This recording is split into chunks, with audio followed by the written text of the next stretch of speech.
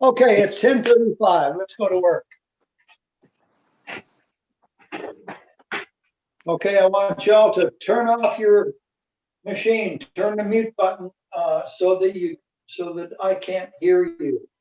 We don't want to be distracting one another. Okay, so we're here. First thing, of course, Wuju position. Your head is upright, your chin is tucked toward your body. Round and relax your shoulders. Hook your tailbone, bend your knees. Check to see that your feet are close together with all your toes pointed forward. Check, and check. Your left hand becomes a willow palm, right hand becomes a fist. Fold your left hand as you extend your left foot into a point step. Then keep your eyes up as you bow. We're in business. Okay. Again, make sure your machine is. James, you need to mute the volume. James. All You right. just yeah, everybody make sure you mute your machines. Okay, first order of business. We've already bowed in, so let's get. Oop, somebody else needs to mute. That Everybody in? Cool. Okay, first order of business, some exercises to get warmed up. Please remember that this exercise set is for your ligaments and your tendons, all your connective tissues. We're worried about posture and range of motion and ease of motion and the flexibility of your body, things like that. So, sink on one side, pick up the other heel, keep going, step out to the side, center your weight, and sink. Swinging arms is the first exercise. So, turn your body to the right, to the left, and repeat. You can do this as quickly or as slowly as you please. Do start with your hip structure. Your arms have nothing to do but go along for the ride. If you peek over the shoulder in the direction that you're going, it's going to help you turn a little bit more completely.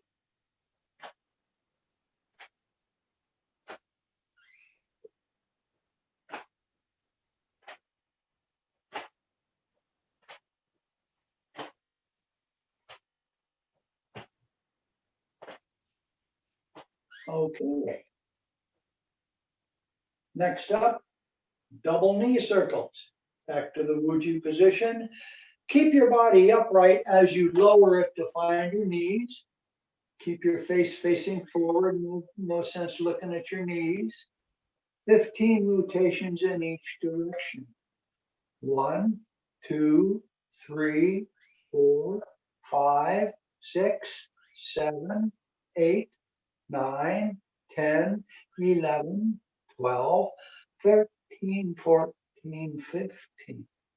Then 1, 2, 3, 4, 5, 6, 7, 8, 9, 10, 11, 12, 13, 14, 15.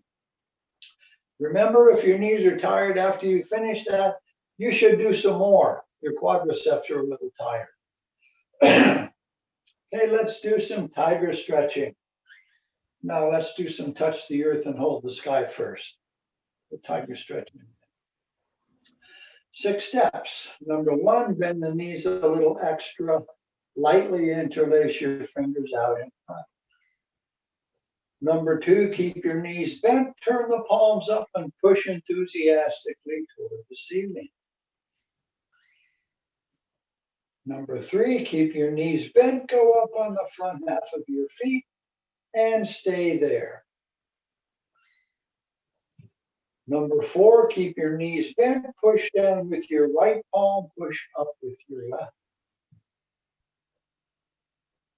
Number 5, top hand comes down, point your fingers forward, lift the fingertips and push back with your wrists.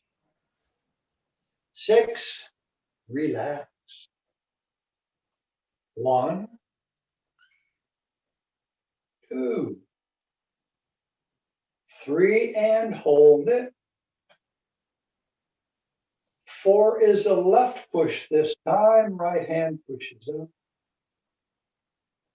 5, top hand down, point your fingers forward, lift the fingertips and push back. 6, relax. 1, 2, 3, right push, pushing back, down. 1 more. 1, 2, 3, left push, pushing back, and down. My favorite stretch. Okay, now let's do some tiger stretches. Your feet are wider than your shoulders.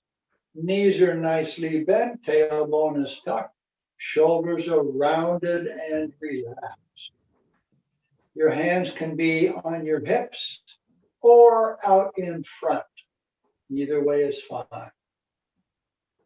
So shift your weight onto the right side and sink. Pick up your left toes and turn them 90 degrees out. Shift onto the left side and sink. Shift and pivot. Shift and sink. Turn the right toes out. Shift right. Sink again. Shift and pivot. Shift and sink. Pivot the left toes out. Shift, sink. Shift and pivot. Shift and sink. Pivot the right toes out. Shift and sink.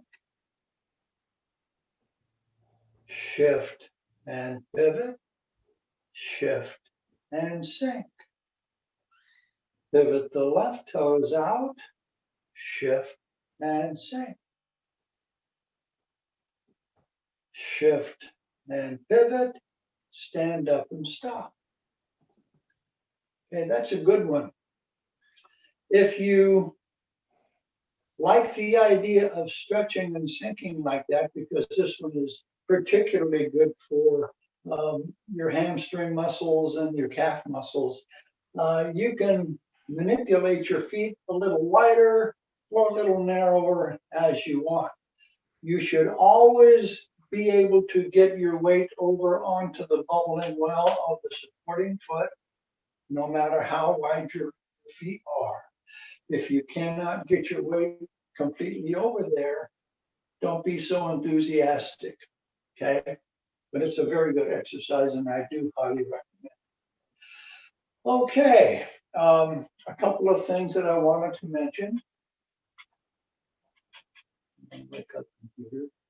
This is the last class of this session, and the class will not meet again until sometime in January. January 11th. Okay, registration begins on January 11th, and the classes will start after January 25th. So whatever the Tuesday is after that date, we will be back again. And I don't know if they have in-person classes scheduled for later in the year, but we'll just play it by ear and wait for management to let us know what we can do, as we will be back. Okay, that's over and done with. Let's go to work. Let's do the form, okay? So we're gonna do the form, the whole form, and nothing but the form. I'm going to give you the name of each posture as well as the numbers that are embedded within each posture. Remember, those numbers are just a cue, just a kind of a reminder that you have a few movements to make within that number, no more and no less. Got it? Shake your heads up and down. Okay. No, I can't see you. All right. So, Wuji positions. Preparation. 1,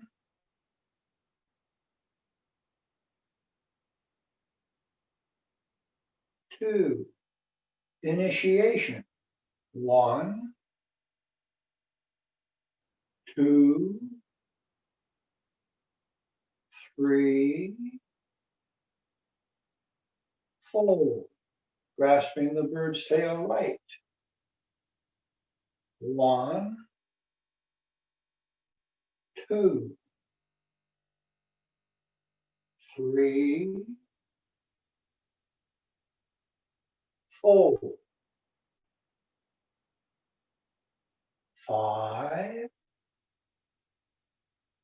6, 7. Turn the left toes. 8, 9, 10. Single whip. 1, 2,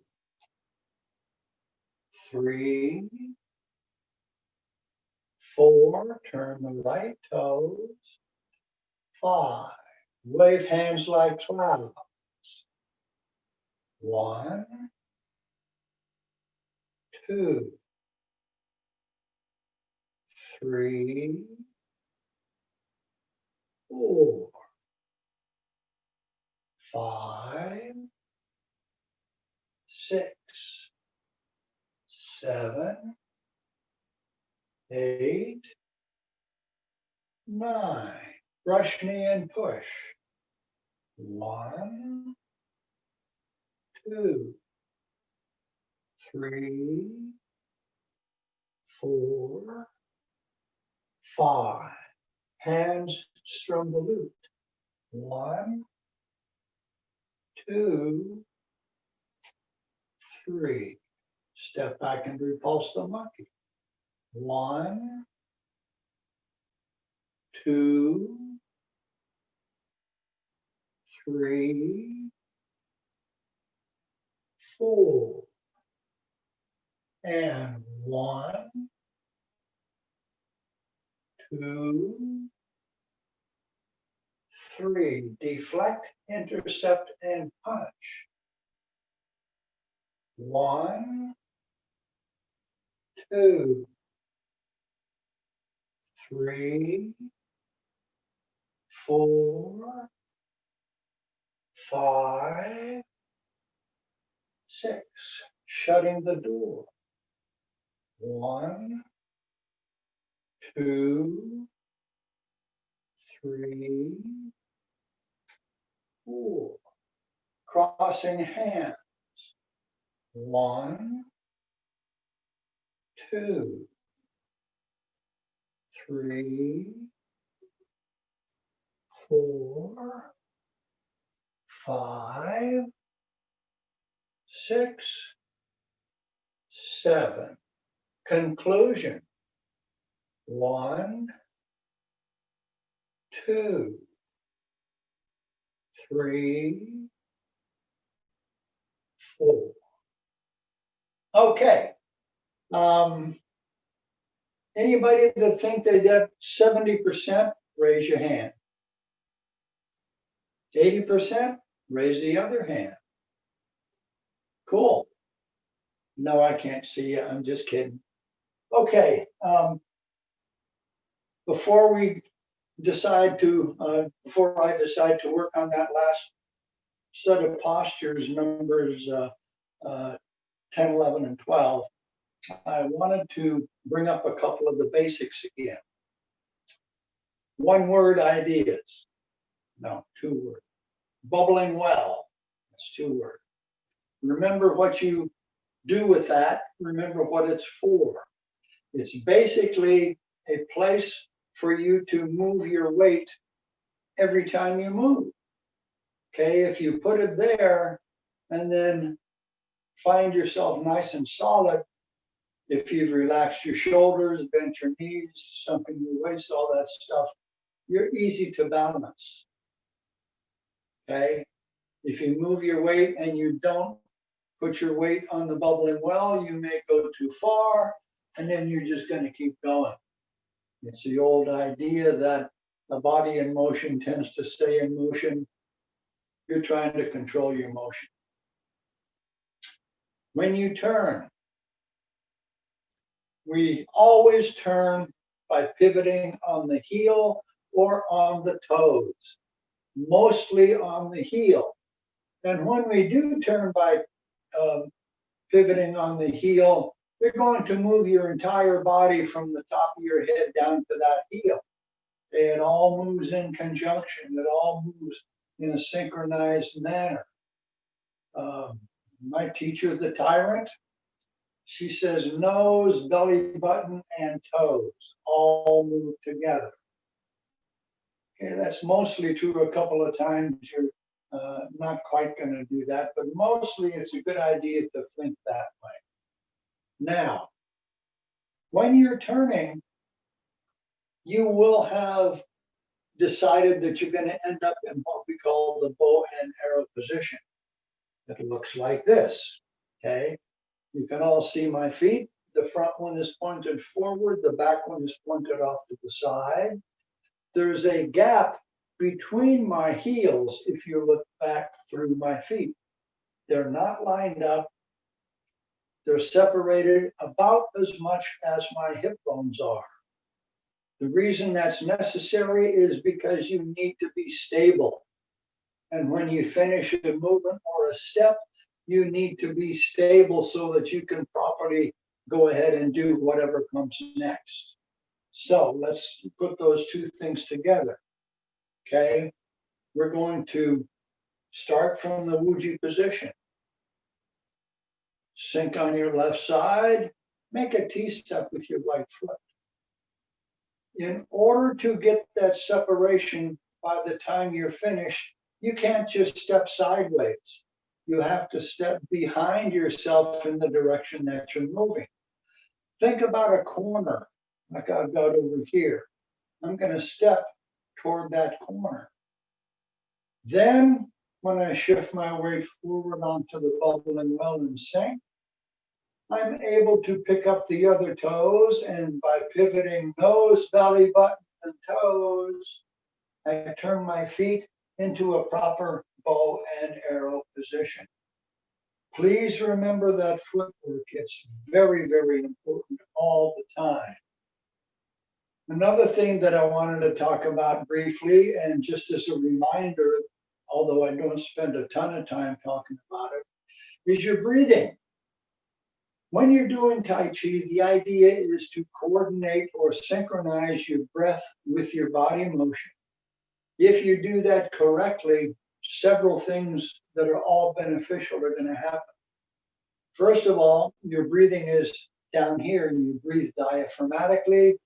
It's called Buddhist breathing, Zen breathing, all kinds of reverse breathing. But basically, you're breathing by using the muscles in your belly to bring air into your lungs. If you do that correctly, you get more air into your lungs, which means more oxygen into your bloodstream, which means more stamina. Okay, so you want to breathe that way if you can. When you're breathing, you got to remember that everything doesn't take the same amount of time to do in terms of the movements. And the breath work is the same because it's going to move along with your body. You're going to be breathing in when you're gathering energy and breathing out when you're releasing it. So everything doesn't take the same time, so you have to plan for it. Just like doing the choreography, right? You have to plan for it. Okay, One more thing that I don't talk about enough, but I should, it's the idea that the hands follow the eyes. In other words, you have to look ahead to what you're going to do next and then carry it out. As for instance, when I'm brushing knee and pushing, okay, I'm brushing knee, I'm looking at the hand back here. That's because I'm engendering energy. I'm building energy in that hand. But as I move through the movement, I'm going to look at my target. I'm using the idea of looking at that to be very, very intentional, purposeful, so that when I do release this push, there's a ton of energy behind it instead of a half ton that would happen if I wasn't really paying much attention. So your eyes lead the way. The hands follow the eyes. Okay, did you all write those down? They're all on the website, so you can dig around and find them there as well. Okay, so let's take a look at the last three postural movements that we've been practicing. Okay, so let's see, that would be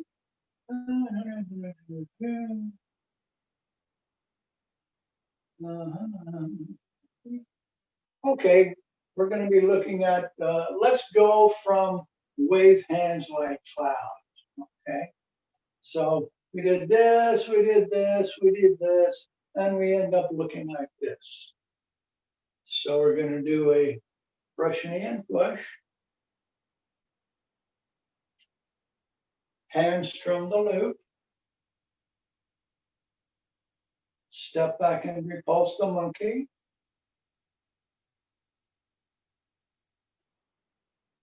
Deflect, intercept, and punch.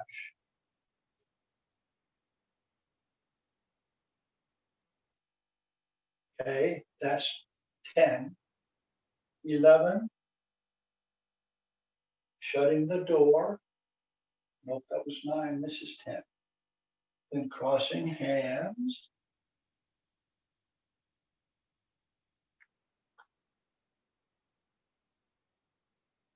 Then conclusion.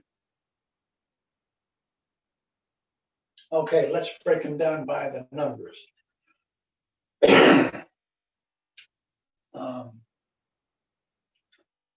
We'll go with the end of deflect, intercept, and punch. Okay, so that looks like this. Okay, shutting the door comes first. Number 1, put your left wrist under the right elbow, relax your hands. 2, retreat. Your left heel is off the floor. Your hands are in the crossed hands position. Number 3, pick up the left toes, put down the left heel, separate your hands. And 4, when you shift your weight forward to push, your arms do not extend. Let's shift your weight forward to push. Catch that one? Crossing hands. Number 1, retreat. Put your left wrist on top of your right wrist. Turn your body toward the front. Shift to the left side and sink. Pick up the left toes, put down the left heel, separate your open hands. Shift your weight right, crouch over the right knee and bracket the knee with both hands. Shift your weight left, stand up on the left, hands go back to crossed hands position. Center your weight and sink. Conclusion, 4 steps. 1, turn both palms toward the floor. Left hand is on top. 2, push down and separate your hands as you straighten your body. Shift your weight left, correct the position of the right foot. Shift your weight right, pick up the left foot, bring it in to meet the other foot, and stand quiet. Okay. The end of it is usually more difficult because you've practiced it less than the other parts. There's no way around that. I know a few of you practice along with my videos on the website. That's a good idea. But what you have to do is to remember that when you do that, only pick one or two postures at a time. Don't try to get the whole dance under your belt at once. It isn't going to happen. Okay. One posture, even parts of a posture at one time is a way better idea. Okay. Let's go through the whole form. Okay. We'll use the name of the posture, and I'll do it quite slowly. In fact, I don't want anybody to do it slower than I am. Preparation.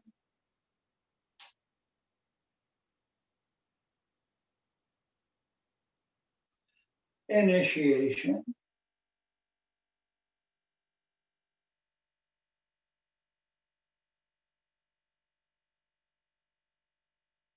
Grasping the bird's tail to the right.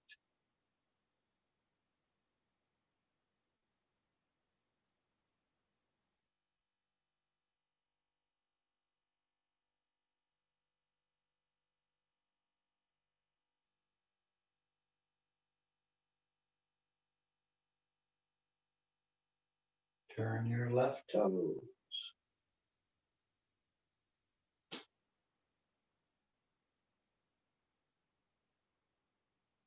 Single whip.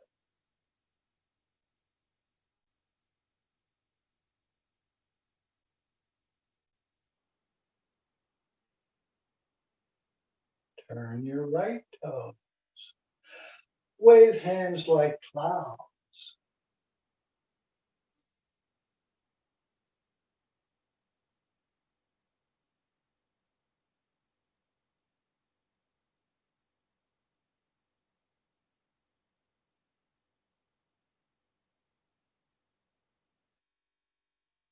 Brush, knee, and push.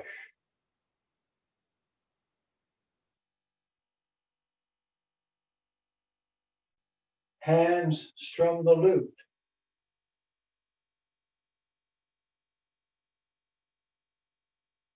Step back and repulse the monkey.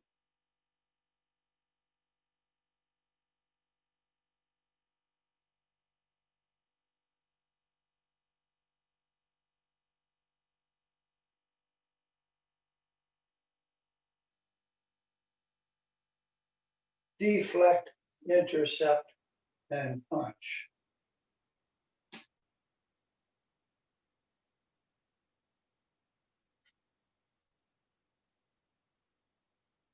Shutting the door.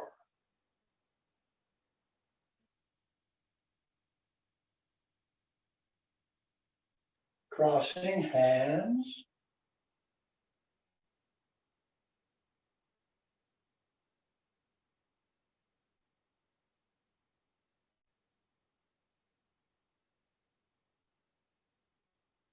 Conclusion.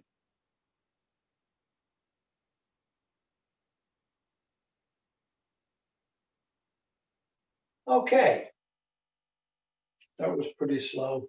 Let's address the last three some more. Let's break it down a little bit more. Always a good idea to remember that before you can make the choreography look connected and smooth and graceful and all that other stuff, you have to get the details correct. That means that it's a little choppy, okay, as you go along. That's kind of what we do when we do the form with the numbers. You stop and start everything. So there's always a start, there's always a stop to every little thing that you're going to do. I mean, we could even make the case that even when you're making a hook, there's a process, and it's true. So you're tucking the little finger in, then the ring finger, then the middle finger, then you're deflecting the wrist and meeting the thumb and the forefinger. Everything has a process and it needs to follow in the right way. Okay, so so let's go to the end of step back and repulse the monkey. So we look kind of like this.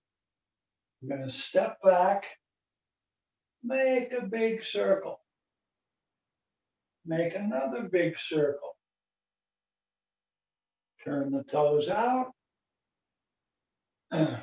push, strike. Do it again. I didn't do that very well. Okay. So,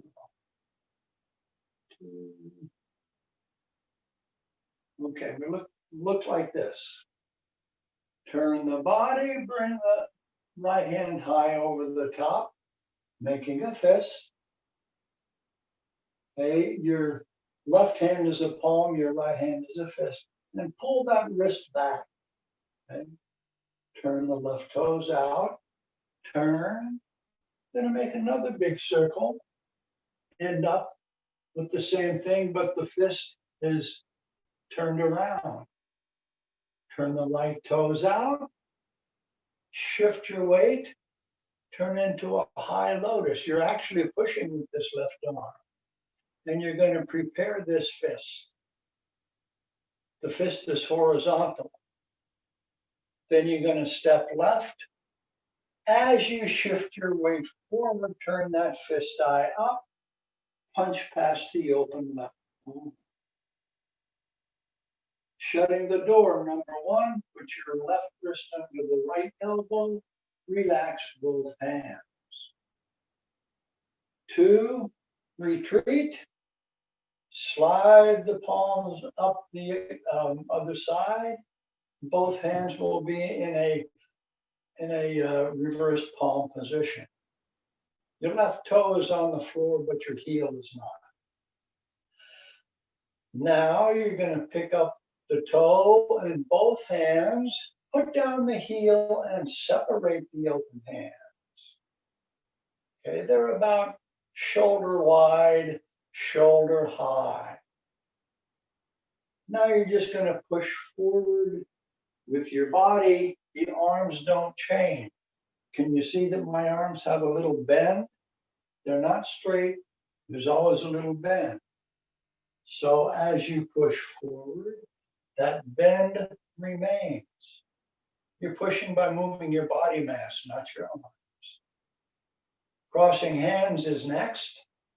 Going to retreat. Put your left wrist on top of the right wrist. Your left foot should be toes off the floor because you're going to pivot. So go ahead and pivot. Now, as you shift your weight to the left, the right foot adjusts itself. And your right heel is off the floor. Next, pick up the toes, put down the heel, separate your open hands. Shift your weight right, crouch over your right leg and bracket the knee with both hands. It's like you're making a step for somebody to step up and grab something off the shelf, right in front of your knee. Shift your weight to the left side. As you stand up, bring that right foot in a little bit, crossed hands position. All your weight's on the left, okay? Now center your weight and sink. Okay. To finish it off, really not much to do.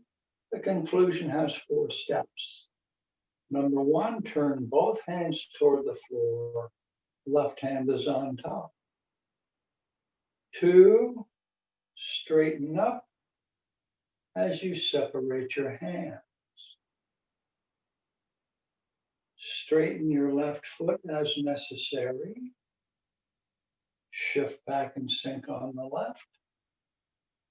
Bring the right foot in and stand quiet. Okay.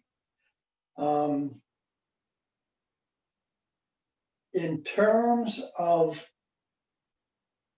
each of us being such an individual and so different than everybody else, every one of us has to think about, well, what we can get away with. You know, you're required to turn and step and do all kinds of contortion maneuvers with your body. And in the process, you got to make sure that you're not challenging yourself too much. You understand? What I'm talking about is working within your own physical limits. I'm about 5'8". I can only step so far if I stretch my knee out and reach. Well, if I've done that, it makes it difficult to do what comes next. I have to work at it a little too much. One of the important things about Tai Chi is the idea of relaxation and comfort. You're supposed to be relaxed and comfortable all the time when you practice Tai Chi. Not only that, boys and girls, but that relaxation is part of the self-defense ideas in Tai Chi as well. If you're in the right position with whatever body part you happen to be using at any given time, and if you're comfortable with it, you're going to be more functional with it, okay? You got to work within your own abilities, your own disabilities, as it were. And because we're all in the same age group, we all have all kinds of different things that may or may not be functional at any given time. That's okay. If you focus on that idea of being comfortable when you practice, it works out pretty well. So when you're going to do something as simple as a sit step, you're not going to reach out, so that you had to work to do it. Because if you did that, the next thing you do is not going to be as easy. Or the thing after that that requires you to go back is not going to be easy. So work within the confines of whatever is comfortable for you to do with the intention of doing it perfectly. How's that sound? That's a real raw kind of idea, but it's exactly what it requires. In ancient China, when somebody was preparing to learn Tai Chi as a martial art, there was a lengthy and sincere effort to re-educate the mind to the principles of Tai Chi so that you could do it without your mind fighting with itself to get it done. That might seem a little esoteric, but that's just the way it works. Okay, you've rested enough. Let's do the form again. The whole form. Preparation.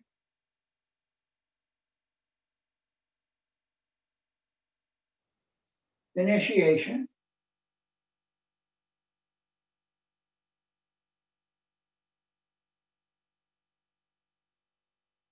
Grasping the bird's tail to the right.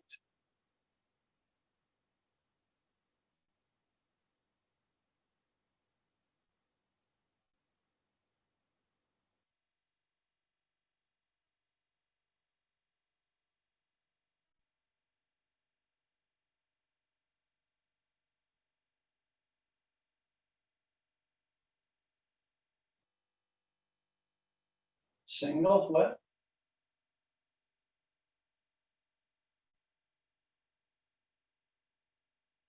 Wrong.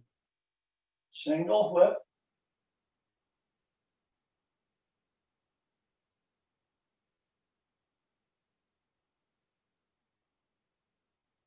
Wave hands like clouds.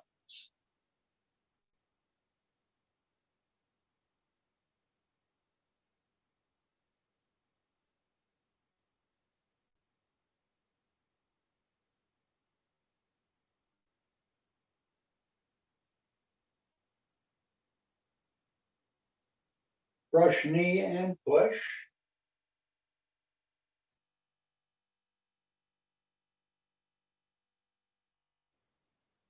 Hands strum the lute.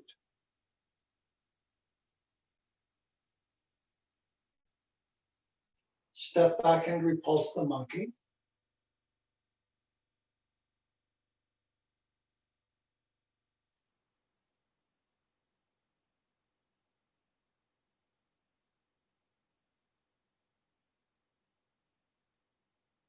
Deflect, intercept, and punch.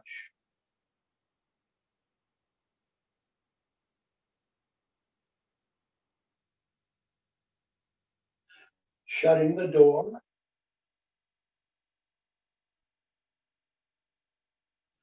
Crossing hands.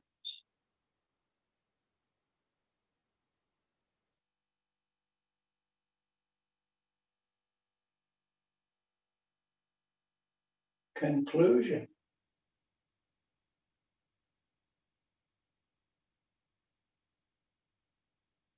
Okay, I got an idea. Because this is the last class, why don't we turn the mute buttons back off and we can spend a few minutes doing questions and answers before we do our grand finale. What do you think?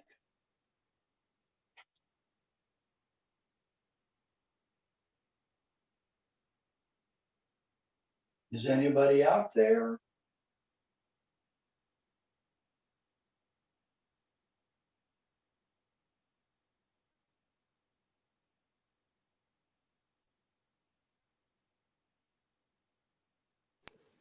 Hi, can you hear me?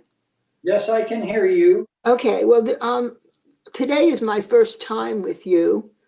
You're not exactly what I expected, but I liked the little bit that I was able to do with you. I liked it. So I'm planning to re-register for when you come back in January. I'm hoping that the fact that I missed your earlier classes is what's prevented me from being able to do a lot of the what I consider more advanced exercises that you were showing us. Well, let me just remind you that this is difficult material. It is very complicated, and it does take a considerable amount of time and effort to be able to feel comfortable doing it. Many of the people that are in this group and were with me in live form with the library have been doing it with me together for a long time, years and years. So you cannot and should not expect to be in control of what you're seeing in a short period of time. Okay. Tai Chi is complicated, and that's part of why I spend so much time talking about the details. Every little detail makes a difference. You cannot expect to understand all those details and be on top of it in a couple of weeks or a couple of months or even a couple of years. It takes ongoing, dedicated work. Well, since I'm going to be new to it in January, are you suggesting that you do I understand that you don't really start with the basics in January? That you're Let, kind. let me I mean, say, go ahead. we spend a lot of time on basics all the time. And Oh, I do pretty much the same things all the time. okay. With advanced students, I have different expectations from them because they know who they are and I know who they are. And many people like James and Lewis and some others are advancing themselves. They make sure they ask questions if they don't know stuff, but it does take a considerable amount of time. There's no way around that. It is not easy, and I commend everybody who makes the commitment because it is a difficult thing to do. On the other side of that, it's one of the 5 best things you can do for your body and mind. So says Harvard Medical. Okay. And for the millions of Chinese who have done it for hundreds and hundreds of years, they know how valuable it can be. I tell people that it's mental, physical, and emotional health maintenance, but it's based on an ancient martial arts system that is really very functional. I use the allusions to the martial art usages to kind of give everybody an idea of why they're doing something, because many people will do something better if they understand why they're doing it. But please don't be put off by seeing how difficult it is. It is not a casual body movement of free form dance. It is anything but that. And it will take a while for you to be comfortable doing it. Are Okay. the other varieties of Tai Chi, what I expected was Tai Chi Cha. Do the other varieties of not even Tai Chi. what What Tai Chi means Tai Chi ruler. And it's a series of exercises developed by Justin Stone about 30 or 40 years ago, using a little stick. He's gotten away from that, and what it is free form exercises that has nothing to do with what we're doing. well, are there benefits to the other varieties of Tai Chi? Well, when you say other varieties, Tai Chi Chuan is not a variety of Tai Chi. There are 6 major family styles of Tai Chi, and they all are similar but different to a good degree. Having said that, nothing at all wrong with practicing Tai Chi Chuan. It is Qigong, which is the art of energy, and that really is exercises developed for the body with no idea whatsoever of self-defense being its predecessor. Okay. Does that make sense? Well, I understand what you just said. Yes. Yes. Okay. Right. The difference is that with Tai Chi Chuan, all of the teachers that teach it are franchised. They're licensed by Justin Stone's original company, so they have to be graded and move along and step up by taking other lessons and paying more money and stuff. But that's all right. I don't have any trouble with that. The idea is it's different and it's not in the same mentality as what we're doing. Okay. Tai Chuan means Grand Ultimate Fist Method. It doesn't mean that somebody thought it was the greatest martial art of all time. It means that it's connected to everything. Everything you do is connected to everything else you do. So Tai Chi Chuan is Grand Ultimate Fist Method. Okay. Thank you. What you might want to do is get on YouTube and just go exploring the differences between Tai Chi Chuan and Tai Chi Chuan. You will see a lot of differences. A great amount of the differences is attitude. Okay, Tai Chi Chuan wants you to be more free and floaty, and it's different. It just has a different personality. Okay, and by the way, I have a website out there which has a ton of information about what we're doing and why. It even has videos of me doing the form that we practiced some years ago, but it's still me, and I'm still doing the same thing. And you can certainly root around there. If you just Google Don Madsen Tai Chi, you'll find it. Okay. Thank you. Okay. Yes. Thanks for that. Don, We can have- you take one more question? This is Ellen. Of If- course. You have to, I'm confused about the positions of our fists when we're doing deflect, interface, and punch. The fist Okay. changes position. Yep. Okay, here's how Can you it just works. quickly show that? Yep. When you're coming over the top in the front part of it, you want your fist to be palm forward. Okay, you see what I'm doing? Palm forward. Okay.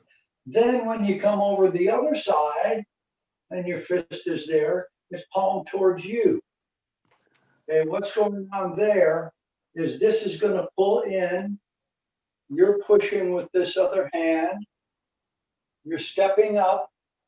You're preparing the fist, and then you're punching right past this hand. So this coming palm up this way gives you less motion to do.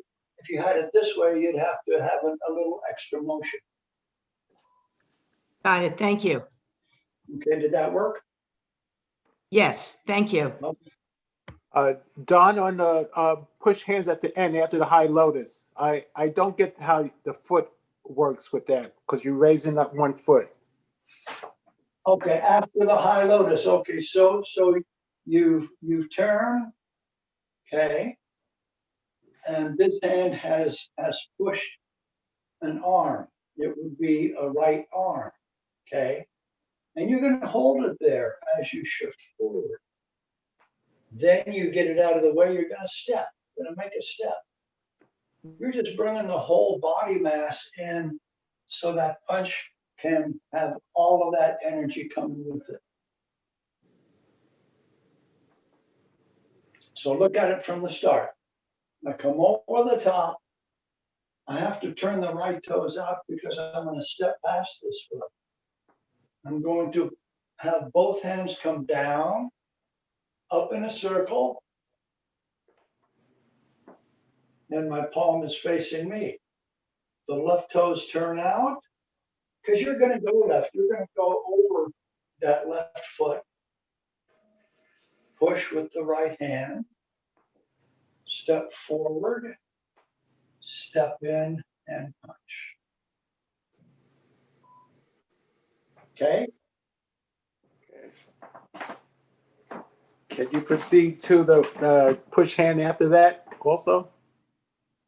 Okay, so get done with that. It's hands from the loop. No, shutting the door. Shut the door, yes. A hand comes underneath, hands will relax. Okay. Shift your weight back, cross hands. Shift the toes, put down the heel, extend the arms. Shift and push. Oh, okay. And then after that, crossing hands. Okay. Okay. Just a reminder, when you look at the videotape, break it down into one or two postures at a time. Do them over and over and over until you're happy. Anybody else? Okay, let's go to the grand finale. For the new kids on the block, the new faces, we've been doing this together for, I don't know, 10 or 12 years. I'm not exactly sure. For several years at the library, the last year or so via Zoom.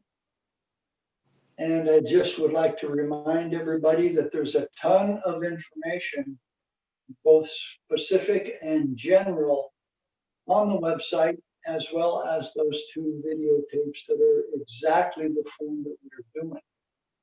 I had a little more hair at that point, but other than that, it's all the same stuff. Okay, so without further ado, let's see your best Wuji position. Let's finish it off. And begin.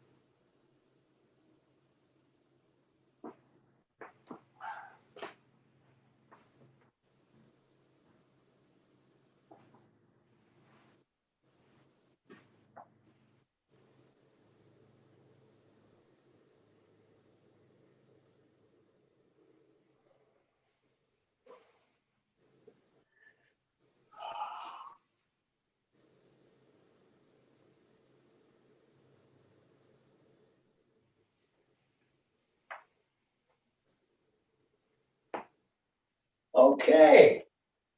That's the end of our autumn session. We're doing the winter session. Thank you. The winter session, you can start registration January 11th, and the classes start the week of the 25th. So I hope to see y'all back here next time around. Just a reminder, if you want to communicate with me, you can reach me through my website. You know, it's easy enough to do that way. If you dig around, you can probably find my email easy enough. If you're not sure and you want to write it down, it's don.madsen@gmail.com.